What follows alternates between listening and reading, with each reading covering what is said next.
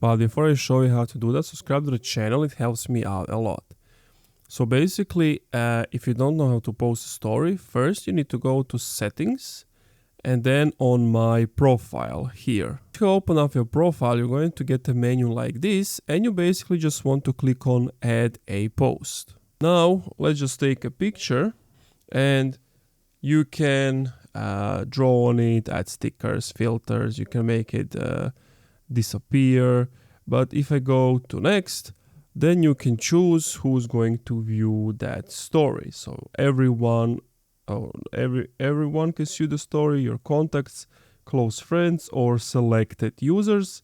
And of course, you can allow them to screenshot or post to their profile. And now if I want to see that story, just go under archived posts, click on it, and if you will have views, it's going to see it at the bottom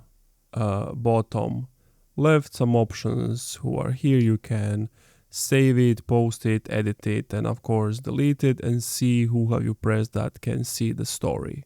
And of course, if you have also posted the story, you can just tap on your profile picture and it's also going to open up this story.